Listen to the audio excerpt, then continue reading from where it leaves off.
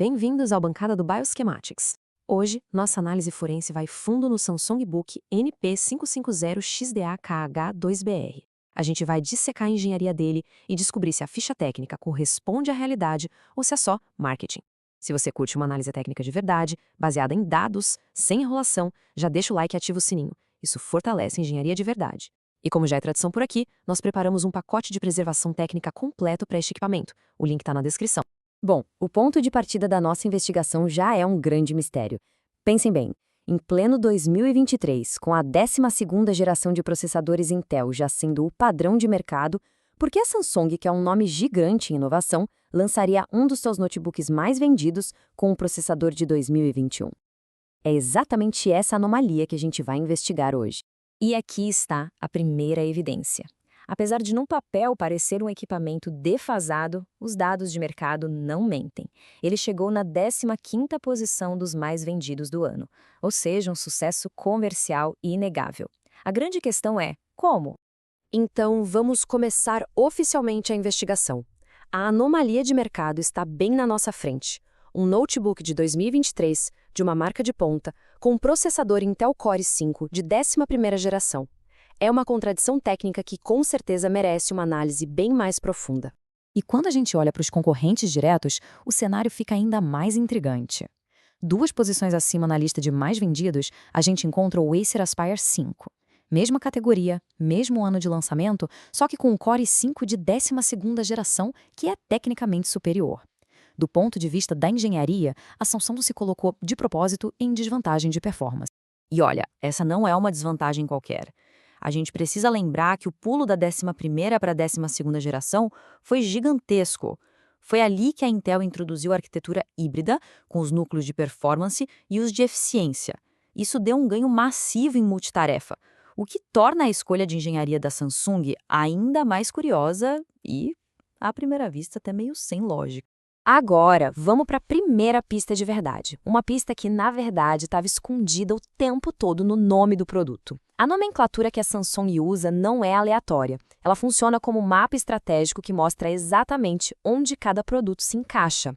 Analisando a evolução das linhas da Samsung, o padrão fica bem claro. A antiga marca Essentials evoluiu para a linha Book, que é posicionada como a linha de alto volume de custo-benefício. Ao mesmo tempo, a gente vê nascer a linha Galaxy Book, essa sim criada para o segmento Premium, com foco total em inovação e performance de ponta.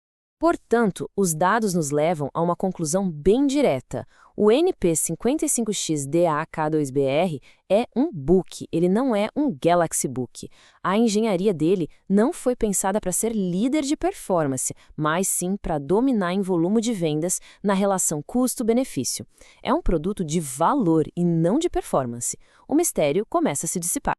Ok, uma pausa rápida para um aviso importante. Para manter o hardware como este funcionando por muito tempo, documentação é essencial. Para especificações detalhadas e para a preservação histórica do equipamento, consultem nossa base de dados em bioschematics.com.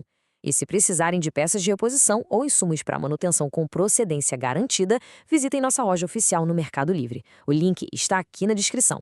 Certo, vamos agora para a segunda grande pista. A análise técnica da escolha desse processador. Qual foi exatamente o trade-off de engenharia, a troca que a Samsung fez ao escolher a plataforma Tiger Lake, de 11ª geração, em pleno 2023?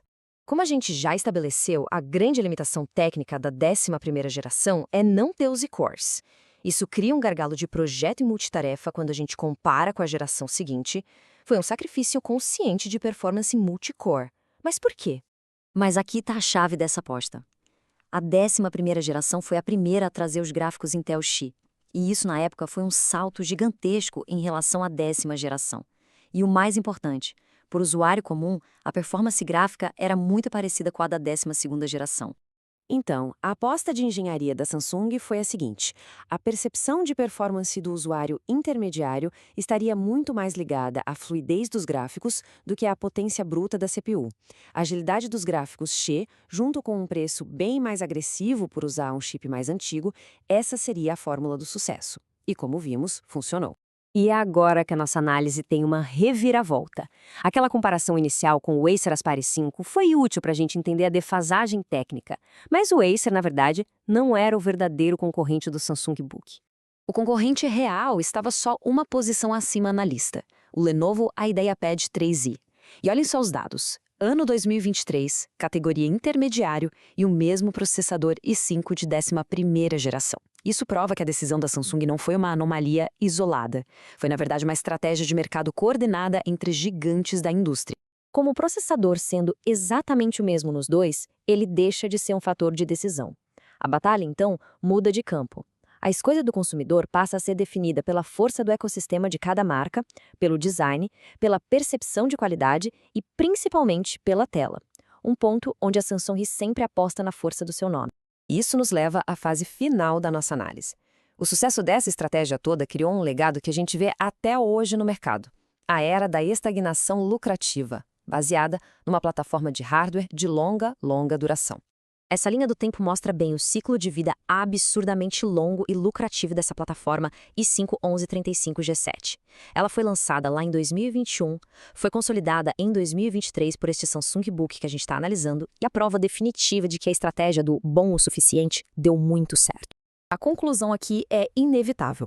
O NP55XDAK-H2BR foi o protótipo de uma nova era, onde o segmento de notebooks intermediários ficou tecnicamente congelado.